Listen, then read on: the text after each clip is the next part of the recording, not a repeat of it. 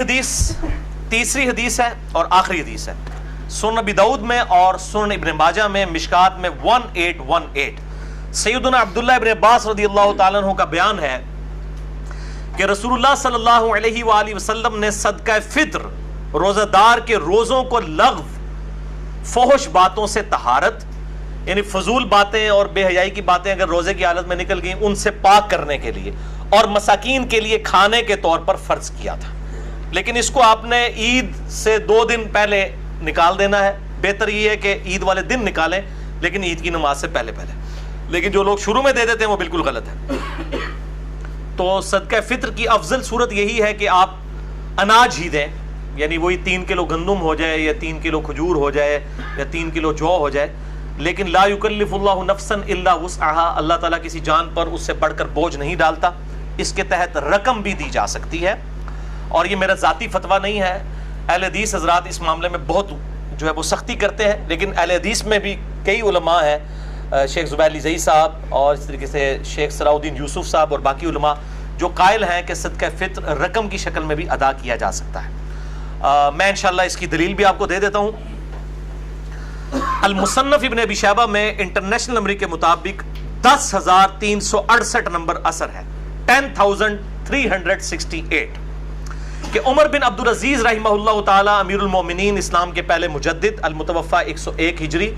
انہوں نے اپنے جو گورنر تھے بصرہ کے ان کو خط لکھا کہ لوگوں سے صدقہ فطر جو ہے آدھا درم وصول کرو۔ درم اس وقت چاندی کا ایک سمجھ لیں سکہ ہوتا تھا، تو آدھا سکہ وصول کیا جائے۔ اس کی فیس ویلیو بھی وہی ہوتی تھی، انٹرنسک ویلیو بھی وہی ہوتی تھی۔ اب یہ کیا بحثیں ہیں، مسئلہ نمبر 95B میرا سن لیں، کرنسی نوٹ کی شرعی حیثیت کے اوپر میں نے ڈیٹیل کے ساتھ بیان کیا ہے۔ تو عمر بن عبدالعزیز جو ہے وہ پہلے مجدد بھی ہیں اسلام کے، اور میں سمجھتا ہوں یہ بھی ان کی تجدید ہے کہ انہوں نے یہ درم والا معاملہ یعنی رقم کی شکل میں صدقہ فطر لینے والا شروع کیا۔ اور المصنف ابن ابی شیبہ میں 10,370 10,317 نمبر اثر حسن بصری تابعی کا ہے، المتوفی 110 ہجری، وہ کہتے ہیں کہ اگر صدقہ فطر رقم اور نقدی کی شکل میں ادا کیا جائے تو اس میں کوئی حرج نہیں ہے۔ تو یہ 2 تابعین کے فتاوی موجود ہیں۔ بعد میں احمد بن حنبل آئے، وہ ان فتووں کے معاملے میں وہ کہتے تھے نہیں میں سنت سے محبت کرتا ہوں۔ تو میں یہ سمجھتا ہوں کہ جس طرح زکوٰۃ کے معاملے میں بھی تو دیکھیں سونا توڑوا کے آپ نے اس میں سے سونا زکوٰۃ دینی ہوتی ہے، لیکن ہم وہ رقم کی شکل میں دے رہے ہوتے ہیں،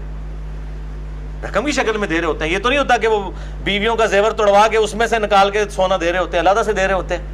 تو اس طریقے سے اگر رقم کی شکل میں زکوٰۃ ادا ہو رہی ہے بالکل من و عن، جبکہ 2 تابعین سے حسن بصری سے اور عمر بن عبدالعزیز رحمہم اللہ اجمعین ان سے یہ چیز ثابت ہے، تو صدقہ فطر 3 کلو گندم کے برابر ایکویلنٹ پیسے بھی دیے جا سکتے ہیں۔ یہ بہت کریٹیکل مسئلہ ہے۔ پاکستان میں آج کی ڈیٹ میں اگر گندم کے اعتبار سے دیکھا جائے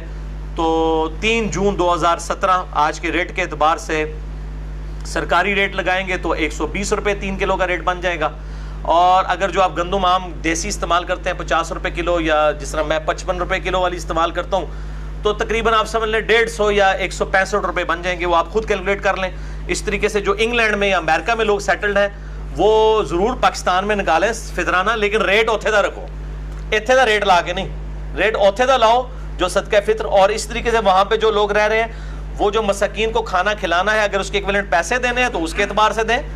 اور اس اعتبار سے مسکین کو کھانا کھلانا ہے تو اس میں آپ ریلیکسیشن ہو سکتی ہے، یہاں پہ مساکین کو کھلائیں بہتر ہے، وہاں پہ اگر کوئی مسکین ملتا ہے تو اس کو وہاں پہ کھلائیں، وہ زیادہ بہتر ہے۔